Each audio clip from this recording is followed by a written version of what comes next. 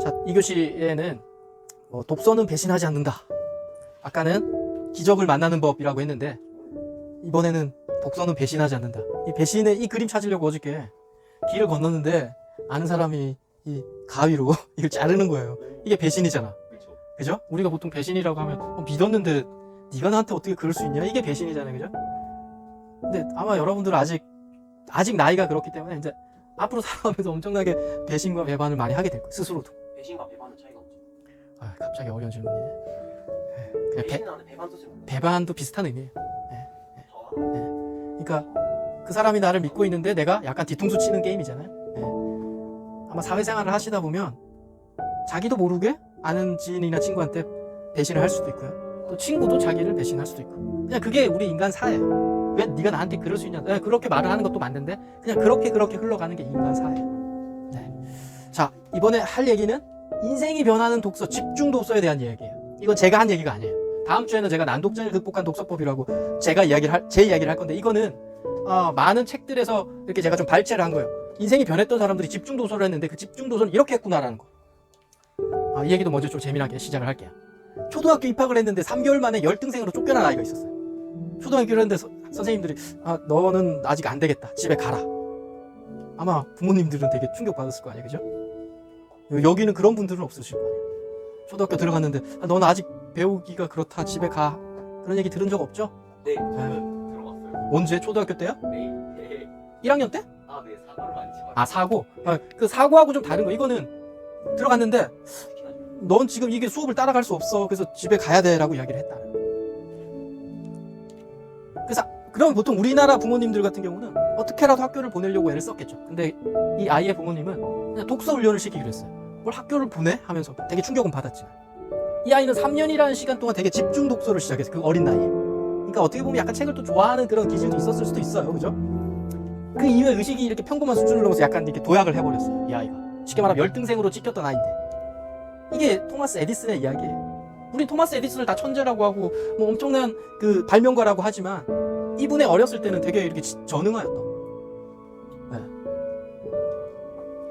이런 얘기를 하죠. 난 책을 읽지 않았어. 도서관을 그냥 통째로 읽었어라고. 잘 안 보인다. 나는 마지막 사람이 떠난 지점에서 시작해요. 책을 읽는 게 이런 거예요. 책은 뭐예요? 책을 쓰는 사람들이 되게 머리를 떠나서 그냥 뭔가 자신의 삶을 되게 알차게 살아서 요 노하우를 내가 세상에 알려줄게 하고 책을 쓴 거잖아요. 그죠? 그렇게 자기가 저자가 다 모아서 그 핵심을 딱 300페이지, 400페이지 모아놓은 걸 우리 일반 사람들은 거기서부터 시작하는 거잖아요. 그 책 보고. 저 사람은 30년 동안에 고민했었던 거를 책 한 권 2시간, 3시간 만에 시작을 해요. 그래서 뉴턴이 비슷한 얘기를 하죠. 거인의 어깨에서 시작하라고. 왜 땅바닥에서 시작하냐는 거예요. 뭔가 비즈니스를 하거나 여러분들이 앞으로 뭘 할 거야. 사업을 하거나 뭘 할 건데 책을 보지 않으면 땅바닥에서부터 시작하는 거예요. 근데 책을 보는 순간에 좋은 책을 보면 일단은 이 어깨에서 시작하는 거예요. 의미는 아시겠죠? 그죠? 왜 노하우가 300페이지 안에 다 녹여있는데 이걸 열심히 파고들면 어깨까지는 간다는 거지. 저자까지는 안 가. 저자 머리에서부터 시작할 수는 없어. 왜냐하면 저자는 그걸 쓰기 위해서 30년을 고민했기 때문에. 어깨에서까지는 시작할 수 있다. 열심히 보면. 그 얘기를 하고 있는 거죠. 우리가 여기 논어를 이야기했지만 논어를 읽기 전이나 논어를 읽고 나는 거나 별로 변함이 없으면 논어 읽지 않은 거죠. 여러분들이 어떤 책 한 권을 봤어. 이걸 농고랑 이어가 이 책을 봤는데 이 책을 보고 나서 전혀 변함이 없으면 이 책을 안 읽은 거랑 비슷한 거잖아요. 그 얘기를 하고 있는 거예요. 근데 이건 조금 한 단계 더 변화는 있겠죠. 그죠? 읽었는데 이게 표시가 안 날 뿐이지 분명히 내 안에는 노가 있을 거 아니에요. 그죠? 그 얘기는 내가 조금 더 뒤에서 해드릴게요. 독서했다면 인생이 변해야 되는데 그럼 인생이 변하는 독서는 뭐냐? 이거라는 거예요. 근데 변하지 않는 독서가 이거라는 거예요. 낭창한 독서, 적은 독서량, 눈으로 내로만 하는 독서. 근데 좀 낭창하게 보는 거예요. 아까 처음에 말씀드렸죠. 이렇게 우선순위가 아닌 거지. 시간이 남으니까 봐야지. 그것도 나쁜 건 아닌데 여하튼 삶이 변하려면 가장 우선순위에 두어야 돼요. 낭창하게 읽으면 안 된다. 보통 우리가 책 한 권 끝내면 어떤 행위해요? 책 한 권 다 봤어. 한 250페이지를. 그럼 우리 학생은 어떻게 해요? 독서록 써요? 안 쓰죠. 독서하고 끝이죠. 우리 또 친구 끝이고 또 책 한 권 힘들게 다 봤어. 그 다음에 하는 행위가 있어요? 책 한 권 힘들게 봤어. 그럼 어떤 행위를 해요? 생각을 해요?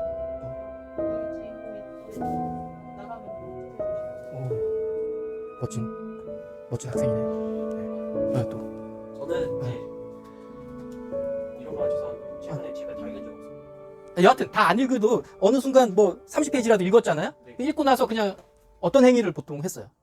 안 했을 수도 있고. 다 읽고 네. 책을 덮습니다. 아, 네, 좋아요. 저는 당연히 다 읽고 글로 썼어요. 뭘로 글을 써요? 저는 이제 그 책의 내용을 글로 썼어요. 네네. 아니야, 썼었어. 숙제 내줬을 때 썼었지.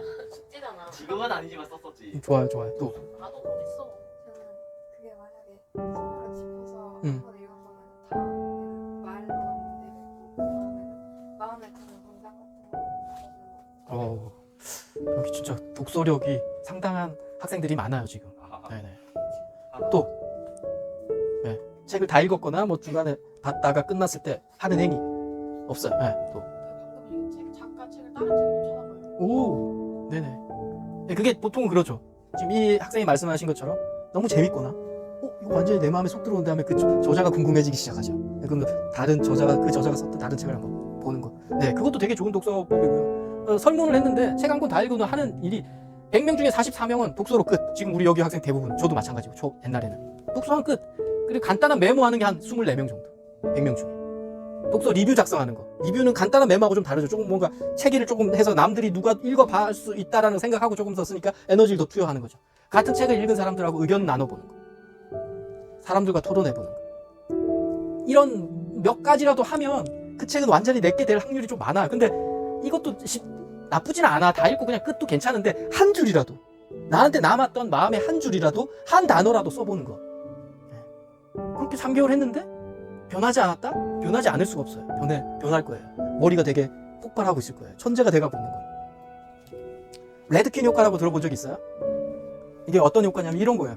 그 이상한 나라 앨리스가 막 숲을 뛰어가는데 숲에서 벗어나질 않아. 막 뛰어가는데. 그러니까 그 여왕한테, 아니 제가 이렇게 한참 뛰었는데 왜 계속 숲이냐? 그러니까 여왕이 그래요. 너도 뛰지만 숲도 빨리 이렇게 움직이니까 계속 너가 숲 속에 있는 거야. 그래서 레드킨 효과는 우리가 뭔가 변하려면 시장하고 똑같이 변하면 안 된다는 거예요. 지금 시장보다 2배 정도는 더 빠른 속도로 변해야지 변한다는 거예요. 어차피 하나 되게 창의적인 생각, 멋지다. 멋져요. 예. 그래서 이걸 에스컬레이터로 이야기를 하면, 우리 이게 남학생들은 그런 경험 있으실 거예요. 에스컬레이터 내려가는데 올라가려고 한 적 있죠, 어릴 때. 당연하죠. 네, 그쵸? 있죠. 굳이 내려가는 거 다시 올라가고. 근데 그 올라갈 때 똑같은 속도로 하면 계속 그 자리예요. 올라가려면 중간에서 2배로는 빨리 다리를 움직여야 그 꼭대기에 올라가요. 그게 똑같은 거예요. 그게 이 레드킨 효과하고 똑같은 거예요. 그래서 책도 우리가 정말 낭창하게 보는 것도 나쁘지 않은데 내 삶이 변하려면 집중해서 봐야 한다는 얘기를 하고 있는 거예요. 이 레드킨 효과를 가지고.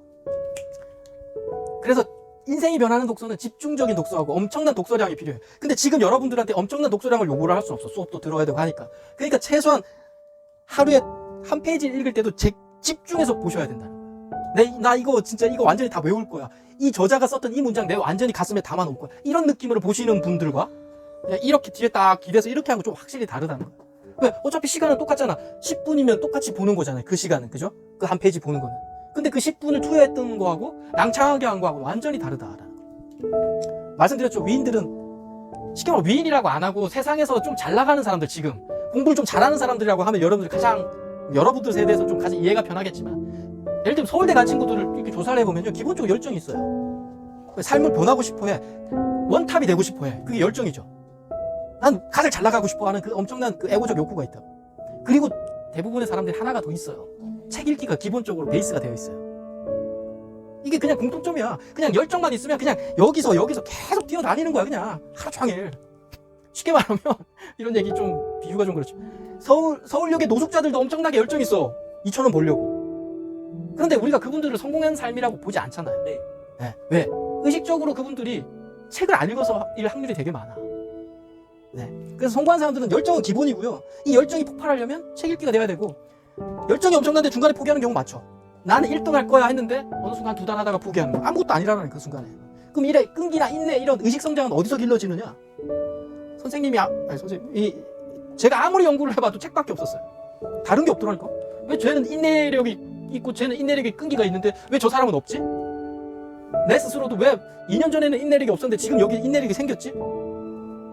그 팩트가 딱 하나야. 책이에요. 그 의식이 변한 거야. 아, 여기서 내가 참아내야 돼라는 의미를 알겠죠. 그만큼 책이 엄청난 우리 삶을 극적으로 변화시키는 핵심이라는 거예요. 왜냐면 그렇게 제가 그 증빙이에요. 되게 아까 말했던 좀 이해력도 떨어지고 약간 뭔가 이야기하면 뒷북치는 그런 사람이었는데 지금 좀 참아야 돼. 힘들지? 이거 좀 참아줘야 하는 게 생기더라는 거예요. 그래서 우리가 이렇게 끈기나 자신에 대한 믿음 이런 게 기본적으로 성공의 어떤 밑바탕인데 결국 이건 직접적으로 막 부딪혀서도 길러지지만 이 간접 경험인 책을 통해서 좀 체계화되고 강화가 돼요. 쉽게 말하면 체험과 개념이 같이 가야 우리가 강해져. 쉽게 말하면 경험만 막 하면 뭔가 되게 똑똑해질 것 같지만 절대 그렇지 않아요. 그 경험을 했는데 문서와 텍스트화 돼가지고 내 스스로가 개념적인 걸 잡아야 돼. 그래서 이렇게 이야기 생각하면 돼. 여러분들이 가장 똑똑해지려면 개념과 체험이 똑같이 같이 가야 돼. 개념만 가도 안 돼. 책만 계속 봐도 안 돼. 현실과 부딪히는 게임을 시작하셔야 돼. 친구들이랑 갈등도 하셔야 돼. 갈등하면서 책을 봐야 돼. 왜? 내가 저 친구랑 왜 갈등하지? 그래서 어떤 현자들의 이야기를 가지고 내 사고를 좀 정리를 돼. 그러면 어떤 누구한테 친구하고 갈등을 해소하는 방법이 뭘까요? 하면 여러분들이 이야기할 수 있는 그게 책으로 나오는 거예요. 그게 멘토들이고 그게 선생님들인 거예요. 개념과 체험이 같이 가야 된다. 네.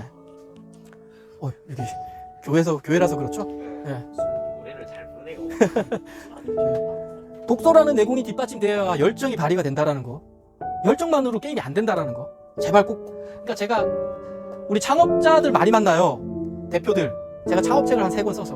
그럼 그분들 되게 20대, 30대 똑똑하죠. 일반 직장인들하고 달라. 열정이 엄청나. 일반 직장인들은 열정보다는 그냥 묻어가는 거고 창업자들은 자기가 의도해서 뭔가 끌어가야 되기 때문에 열정이 엄청난데 꼭 이 얘기를 해줘요. 책 읽으라고. 아니 작가님 제가 뭐 책을 지금 이 비즈니스를 막 성공시켜야 되는데 책을 볼 시간이 그러면 요 안에서 움직이는 거예요.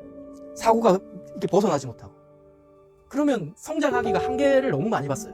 근데 좀 느리더라도 책을 본 사람들 있잖아요. 기업이 확 그런 걸 많이 봐요. 자, 변화시키고 싶다면 하루 3끼 밥 먹듯이 책을 보셔야 돼.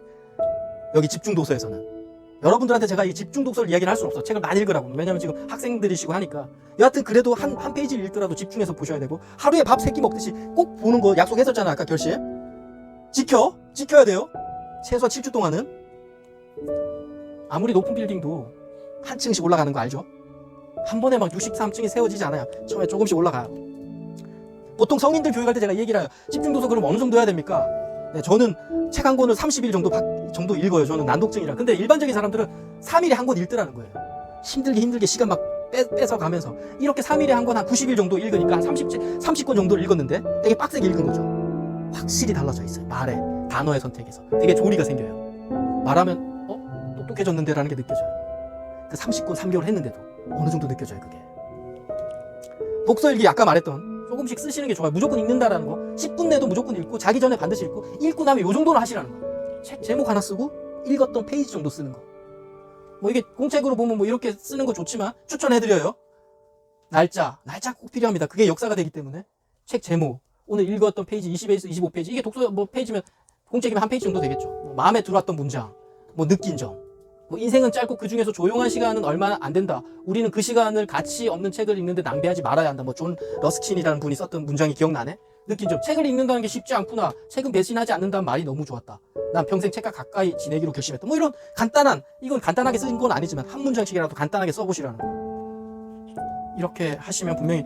근데 집중 독서를 이렇게 제가 성인들 교육할 때 하는 얘기거든요. 집중 독서를 하면 이런 얘기를 해요. 한 달 정도 지나면 전화 와요. 이렇게 한다고 뭐 변할까요, 작가님? 내가 뭐 책 읽는 게 좀 사치 아닌가요? 지금 바쁘고 막 지금 일도 많은데 내 처지에 뭔 책인가요? 라는 이렇게 의심과 회의가 들어요. 어느 순간에. 여러분들이 자전거를 처음 탈 때도 들었을 거고요. 새로운 걸 할 때는 항상 저항감이 와요. 여러분들이 수영을 뭐 배웠다고 해서 수영 첫날부터 잘할 수 없죠. 뭔가 좀 저항하잖아. 잘 안 되잖아. 근데 며칠 지나면 물에 좀 익숙해지면서 잘하게 되듯이. 네. 그러니까 뭔가 지금 잘 안 돼. 그러면 지금 저항을 받고 있다는 거라고 생각하시면 돼요. 내일 다음 주에 할 얘기인데 읽으면서 이렇게 돼요. 제 얘기예요.